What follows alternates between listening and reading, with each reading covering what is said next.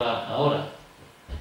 Claro, para reforzar la cimentación ya hubo que hacer este muro en taluz, pero no fue suficiente y después hubo que meter ya a mediados del 19, 1862-65, pues esos enormes contrafuertes que, diríamos, afean, pero son necesarios. Hombre, hoy se podrían eliminar con otras técnicas, pero sería muy complicado, evidentemente. Vemos después que nos da la impresión de que las dos capillitas laterales son idénticas y que la mayor ya arriba ya no. Sí es parecida hasta la ventana en cuanto a la utilización de sillarejo, pero después ya las cosas van a ir cambiando. Bueno, pues lo que es igual no es igual. Ahí tenemos la capilla sur, que es posiblemente la primera que se termina, y vemos que tiene 5 arquitos. Estas son las arcuaciones que se llaman. Y vemos que como decoración tiene ahí esas pequeñas baquetillas, que son también típicas del 11. En la otra, en la norte, ya tenemos 6 arcuaciones y tenemos, amigo mío, tenemos ahí un ajedrezado. Un ajedrezado que es, diríamos, el motivo ornamental más típico del arte románico, lombardo-catalán, no, francés. Es decir, ahí estamos ya empezando a mezclar cosas, porque claro, la Catedral de Santiago se va haciendo, van viniendo cada vez más peregrinos, llegan noticias y se va actualizando sin mover, diríamos, demasiado los temas. Bueno,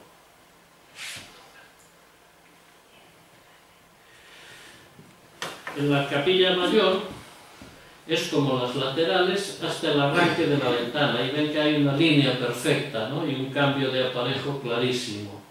Del sillarejo al sillar. La ventana tiene ya su chambrana o su tornalluvias de billetes. Y ya no tenemos arcuaciones, ya tenemos canecillos, como en el románico francés. Y tenemos, aparte de canecillos, tenemos una cornisa. Esas piedras que van por ahí se llaman cobijas. Y las cobijas vemos que son muy raras, ¿no? Tienen ahí una decoración de tipo casi geométrico, labrada de forma muy incisiva. Bueno, eso son unas piezas de la iglesia prerrománica. Y como no les encajan bien, pues a veces hay que meter un trocito de piedra lisa para tapar el agujero, para que no nos quede ahí. Es decir, eso es prerrománico. Bueno, seguimos. Seguimos en la crónica. No, si es que siempre confundo los... Bueno, este sillarejo también lo tenemos en la parte baja del muro norte, más o menos hasta la mitad.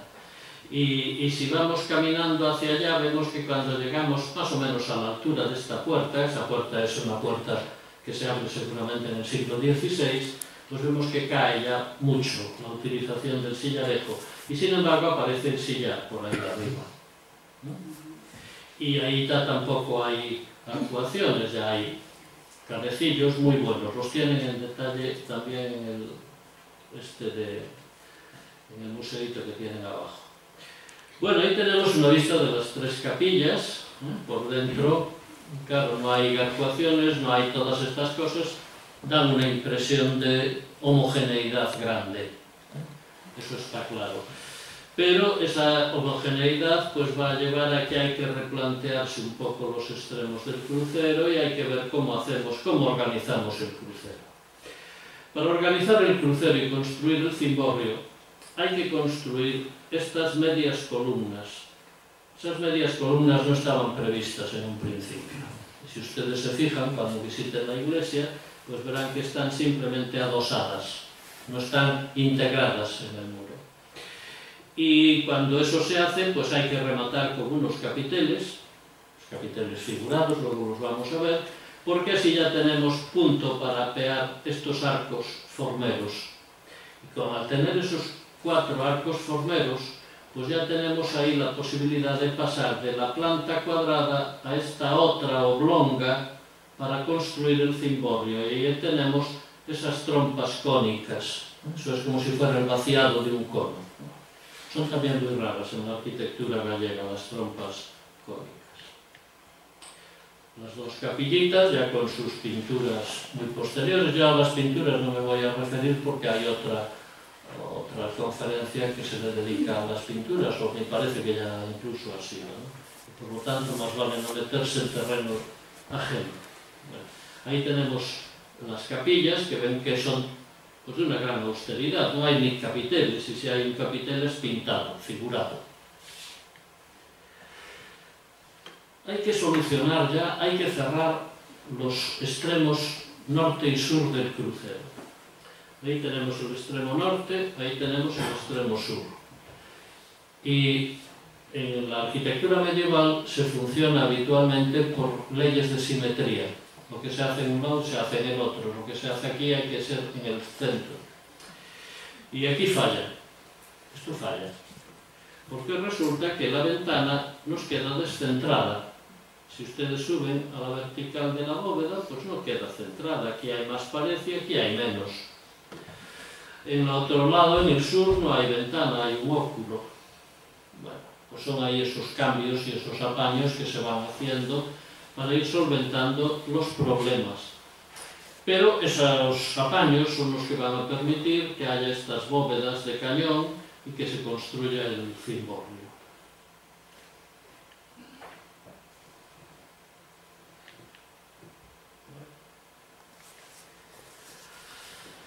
La capilla mayor, más o menos como por fuera, también con la diferencia de materiales, la simplicidad habitual, y ahí tenemos estos dos capiteles. Son esos dos. Esos dos capiteles, pueden decir, son muy chatos, son muy anchos y muy poco esbeltos, y después les sobra cimacio por todas partes, lo que ustedes quieran. Pero estos van a ser dos de los primeros capiteles historiados gallegos, junto con los de la girola de la Catedral de Santiago. Es decir, son muy primitivos, muy tempranos para Galicia. Y además vemos que quienes los esculpen pues conocen los bestiarios que están manejándose en todo el mundo occidental, porque ahí tenemos un grifo, que es este animal fabuloso con cabeza de águila, alas y cuerpo más o menos de león.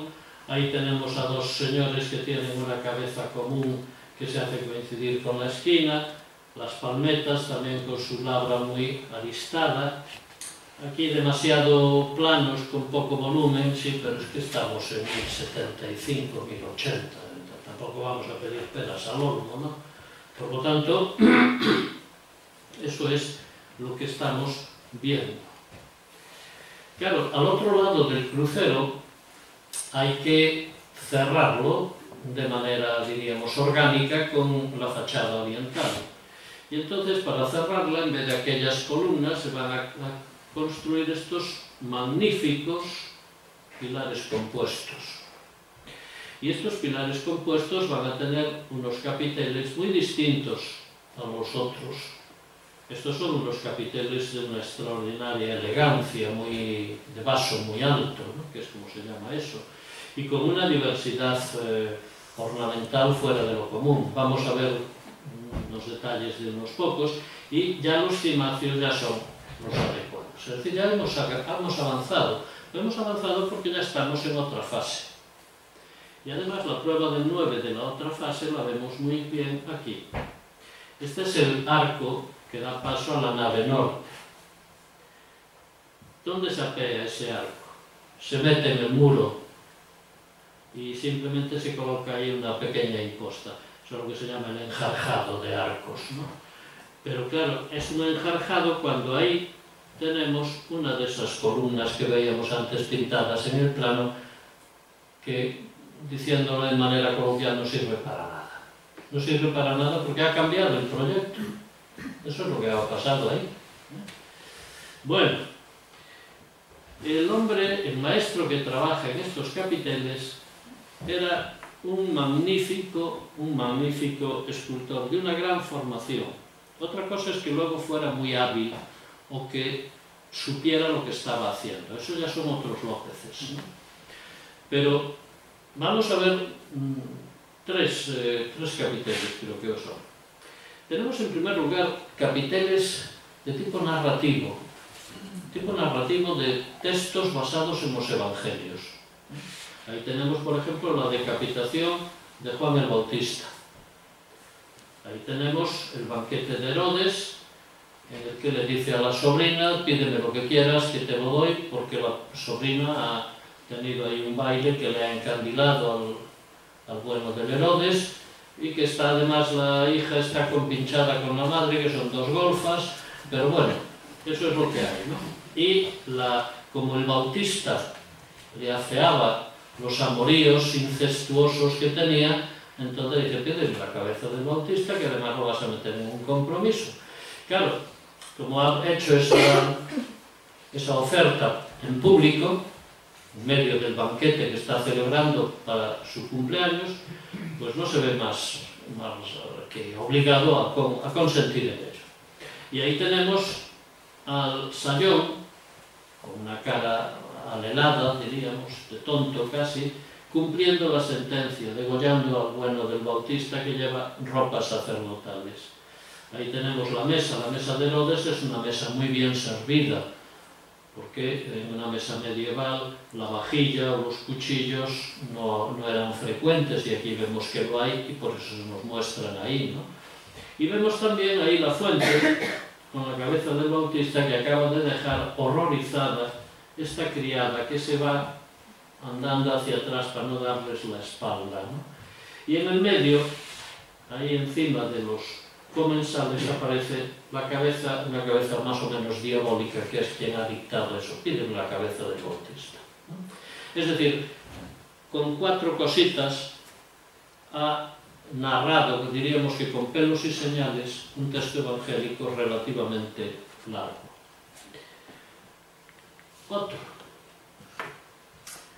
Otro es también un texto evangélico que normalmente decimos que es el banquete del rico Epulón y el pobre Lázaro. Bueno, el Evangelio no le pone nombre al rico. Eso de Epulón no sé quién lo sacó de la manga, pero lo único que dice el Evangelio es un rico malvado. Un rico malvado. Es malvado porque este rico está celebrando un espléndido banquete, incluso más suculento, mejor que el de Herodes, ¿no? Y además hay de todo: muchos platos, cuchillos, restos de comida, los criados que traen las ánforas con el vino para servir a la mesa, para que no falte nada. Hay música también. Aquí tenemos a uno que está tocando una especie de caramillo o de flauta dulce, otro toca un arpa salterio, otro un gran tambor. Están animando la fiesta, el jolgorio. Esta es la mesa presidencial del banquete, pero nos sugiere que hay más allá, otros. Y nadie le hace caso a este pobre desdichado que está ahí tirado en unas parihuelas, que es Lázaro. El único que le presta atención es el perro. Pero ojo, porque el perro tampoco es un can de palleiro, no es un perro callejero. Para empezar, vemos que es un perro muy esbelto, más o menos un galgo, o parecido, ¿no? Pero tampoco es eso lo que lo distingue. Si se fijan un poco, ven que el perro tiene un collar. Y si ustedes recuerdan las pinturas de Velázquez de caza, de Felipe IV, del Conde Duque, de todos aquellos señores, los perros aparecen con un collar, y en las de Goya también. Y si se han parado a ver en ese collar, en esos perros de las pinturas barrocas y neoclásicas, lo que dice es: soy del rey. Es decir, no me des una coz, no me des una patada, porque te las juegas. Bueno, aquí es más o menos lo mismo. Soy de fulano, muy poderoso, muy rico, no me maltrates. Y es el único que le va a...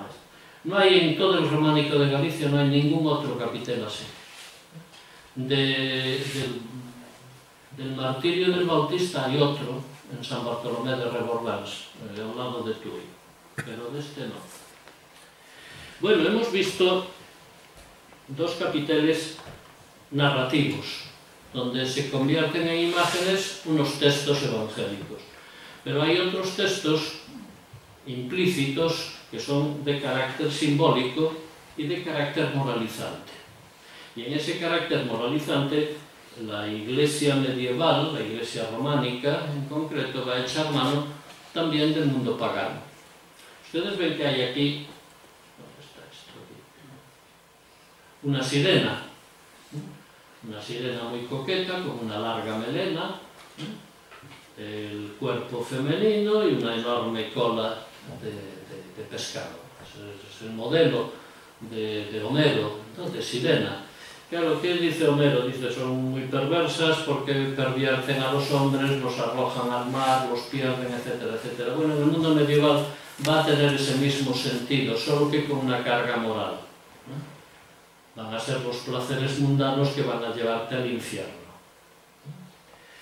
Y lo mismo va a ser aquí, porque si esto está dedicado a ellos, esto está dedicado a ellas. Si eres muy lujuriosa, te vas a ir al infierno también, y en el infierno vas a tener que amamantar sapos, que es lo que vemos ahí. Por lo tanto, tenemos cosas narrativas, tenemos elementos simbólicos, y todo siempre con una finalidad docente y de recordar a los fieles lo que han oído en las predicaciones. Bueno, me estoy enrollando mucho. Y el retablo es una pieza única, espléndida, ¿no?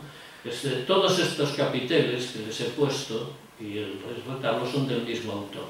Podríamos llamarle, yo en alguna publicación le he llamado así, el maestro de San Martín de Mondoñedo, ¿no? Esto está tomado también de los bestiarios y de los álbumes que utilizaban estos artistas. Y claro, aquí el hombre mete un poquito la pata, porque él tiene ese álbum, pero no tiene todavía demasiado claro que si pone un Cristo en majestad, llevado por ángeles y dentro de la mandorla, pues no es de recibo que ponga al lado un Agnus Dei, porque es más de lo mismo y de manera redundante. Ahí le falló la cosa. Y también le va a fallar abajo, porque abajo tenemos una escena de una consagración episcopal, pues podría ser este señor que está siendo ordenado por un ángel, y lo vuelve a repetir al otro lado. Y después se utiliza también algo que se repite en los capiteles, y aquí que es el águila de las alas esplayadas. Podría ser una alusión a San Juan, pues a lo mejor, no lo sé. Bien, tenemos por lo tanto en San Martín de Mondoñedo algunas obras de primerísima importancia. Y dentro de esas obras, y ya para terminar con los capiteles, pues dos creo que muy curiosos. Este está al principio de la nave sur. Y aquí lo que ven es un caballero, al otro lado hay una señora, a los que les están comiendo, como ahora se dice, les están comiendo el coco, literalmente. Estos dos animales les están comiendo la cabeza, ya llegando a los ojos. Les están comiendo el coco, ¿para qué? Pues algo muy sencillo. Aquí hay una ramita de un árbol y aquí hay una serpiente. Es la tentación de Adán y de Eva. Una tentación de una manera absolutamente inusual, ¿no? Pero muy efectiva. Aquel otro, sin embargo, como ven, es radicalmente distinto.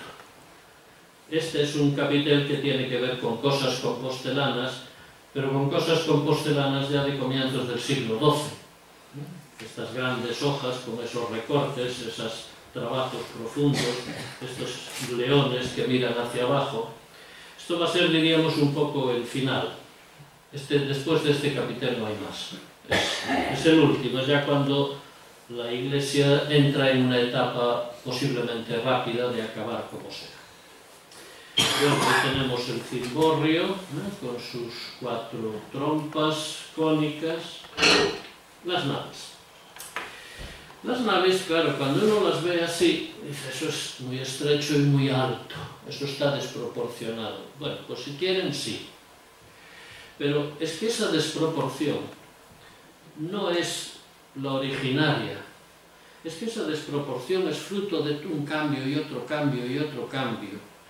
Y es que llega un momento en que no les queda otra, porque lo que está muy claro es que la nave central va a ser mucho más alta. La vamos a ver en la siguiente fotografía. Y estas, aquí tenemos esas columnitas que veíamos ya antes, que se quedan ahí sin nada, porque se dice, no, vamos a hacer la iglesia más alta, porque así vamos a aguantar y vamos a contrarrestar mejor los empujes de la nave central, y vamos a hacer unos arcos que van a ir sobre grupos de 3 canecillos que hay por ahí arriba y que tampoco sirven para nada. Porque cuando llegan a esa altura dice, mira, hacer ahora unos arcos y unas bóvedas va a ser complicado, costoso, se tarda mucho, mete madera y acabamos antes. ¿Qué es lo que hacen? No es que se hayan hundido las bóvedas, es que no las hubo antes, no las podía ver. Y se dan cuenta de que no puede haber bóvedas porque los muros no están preparados para aguantar esos empujes. Y del otro lado les pasa lo mismo, aunque aquí sí que esas pilastras están enfrente de estos pilares, pero es igual. Dice, no, mira, déjate de tonterías, mete madera, que es más barato, más rápido y no tenemos problemas arquitectónicos. Y la nave central con esas condiciones, pues puede subir mucho más alto, de tal manera que reciba luz directa por encima de las cubiertas de las naves laterales. Una luz de tipo cenital, es decir, una luz que viene de arriba para abajo, y una nave muy ancha y con unos arcos, con unos tramos de arcos descomunales de largos. ¿Por qué se pueden hacer tan largos esos arcos? Porque no van a aguantar nada. Simplemente tienen que sostenerse unos a otros. Y como resulta que los empujes se van a producir en este punto y aquí hay unas pilastras, pues no hay problema de que se hundan. Y de hecho no se han hundido nunca. Se hundió sí la techumbre de madera, los arcos no. Bueno, el problema base, o uno de los problemas más graves que tiene San Martín de Montañedo, como les vengo diciendo desde el principio, es el rebaje del terreno natural. Y aquí lo volvemos a ver. Antes lo veíamos muy acentuado en la cabecera, pero aquí pasa lo mismo. Porque la puerta, esa puerta que se abre en el siglo XVI, para que se pueda utilizar, tienen que hacerle esos 4, 5 o 6 escalones que hay ahí. Y esta otra puerta románica, pues se queda ahí colgada. Y como ya se abre la otra, dice, pues mira, esta la tapiamos y un problema menos. Por lo tanto, ese es un problema grave. Están los muros descarnados, tenía que ir por ahí el terreno. Tenía que ir por ahí, y no va. Que era la cota que había en el siglo XI y XII. Tenemos este arco, el estudio de Manuel Núñez, de un supuesto arco de herradura, en el que yo no creo, pero que bueno, ahí está. Y el lado norte, sur, el muro sur. El muro sur es una preciosidad casi desconocida, porque tiene el acceso a través de la huerta de la casa, ¿no? Pero miren, en este muro vemos muy claramente todo esto que vemos ahí. Bueno, esto posiblemente es un trozo de muro de la edificación prerrománica. Y ese trozo de muro de la edificación prerrománica se va a suplementar en época románica con toda esa disposición de aparejo de sillería de granito blanco, el mismo que teníamos en la parte alta de la capilla mayor, en la parte alta del otro lado, etcétera, etcétera. La colección de canecillos es tan espléndida como la del otro lado. Son unos canecillos moralizantes. Algunos son muy subidos de tono. Y tenemos que pensar que estos canecillos muy subidos de tono, al menos los de este lado, quienes los iban a ver eran solo los monjes que vivían aquí, los clérigos. Yo no digo más, pero ahí está la cosa. Bien, eso es un chascarrillo, pero es así, son muy verdes algunos, otros no. Aquí hay otras piezas interesantísimas que apenas se ven, que son estas ventanitas, las dos, con unos arquitos simulados en un sillar, como unas incisiones, como si fueran las novelas. Y ahí arriba hay otra pieza muy interesante, que también es de la iglesia prerrománica, que son unas claves en forma de letra T, como las que hay en Santa María de Naranco, por ejemplo. Bueno, cuando llegamos a la fachada, pues ya lo que quieren es acabar de una vez, y entonces cada trozo de la fachada corresponde casi a un momento distinto. Pero el interés se va a centrar en la calle central. La calle central, ahí arriba, cuando esto se ve con sol, y sobre todo con sol rasante, ahí arriba hay piezas reutilizadas de la iglesia prerrománica. Eso ya lo publicó hace más de 100 años Villamil y Castro, y es cierto, aunque están muy deterioradas, pero aún se llega a ver algo. Y también vamos a encontrarnos piezas prerrománicas en la portada. Vamos a ver la portada. En la portada hay de la obra anterior, de la obra prerrománica, estos fustes de mármol, con sus basas y sus capiteles. Son reutilizados de la obra prerrománica, de ese que había hecho San Rosendo y demás gente, ¿no? Pero claro, después de eso se justapone a una obra románica más de comienzos del siglo XII, con ese dintel pentagonal. Este es un tipo de dintel de origen francés que penetra en Galicia a través de la Catedral de Santiago y que se extiende por toda Galicia.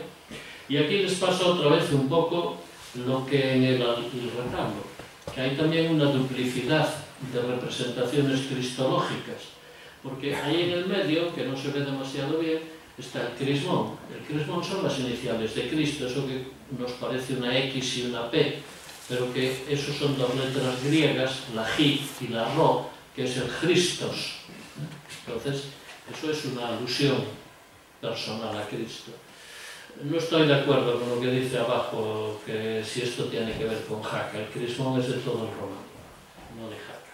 Y ahí arriba tenemos un Agnus Dei. Por lo tanto, tenemos dos representaciones cristológicas. El resto de las arquivoltas son muy sobrias, muy sencillas, y no vale la pena que me pare más en ello. Bueno, en el sepulcro del supuesto San Gonzalo, el obispo santo de aquí, no canonizado por la Iglesia, pero que sí recibe culto local, pues aparecieron en su sepulcro este báculo y este anillo. Son dos piezas muy importantes. No quiero pararme mucho porque de esto también hablaron ya, ¿no? Pero sí destacar que es el primer báculo gallego que conservamos, es de muy principios, de los primerísimos años del siglo XII, y el anillo, una pieza exquisita. La foto no le hace honor porque estos son unas cabecitas de animales y después con la misteriosa inscripción interior de no quiero ser dado ni regalado. Por lo tanto, ¿qué quiere decir? Pues no lo sé, pero ahí queda. Bueno, ya parece que esto estaba fijo aquí, ¿no? Pero resulta que no, porque al rey se le ocurre que ¿por qué no se van a Ribadeo? No es que el rey sea completamente idiota, no, que podría ser, sino que simplemente es que en la zona de Ribadeo, estamos en el siglo XII, y la zona de Ribadeo está siendo, diríamos, tentada desde el punto de vista económico por los monjes de Meira,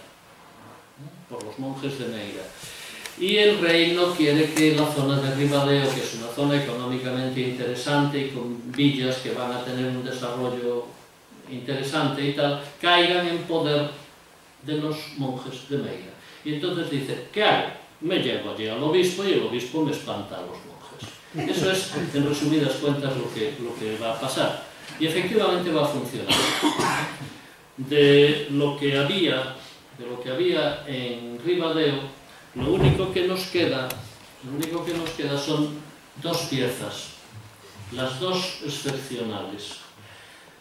La más importante es esta del obispo Pelayo Cebeira, que estaba en su tumba, igual que estaba el otro en la de San Gonzalo, que es vendido a comienzos del siglo XX por el Cabildo de Mondoñedo a Claudiura, un catalán, y este catalán en el año 31 se lo vende al Menac, que es donde está actualmente, y de donde no va a salir, vamos, ni de broma. Bien, la venta del Cabildo, el Cabildo de Mondoñedo no tuvo ninguna culpa en esa venta. No tuvo ninguna culpa, se vio forzado porque el Estado del momento mandó hacer unas obras en la catedral de Mondoñedo y cuando acabaron las obras le dijo al Cabildo, páguelas. Y el Cabildo no tenía dinero. Y por lo tanto se vio forzado a vender esto que era lo que más le daba.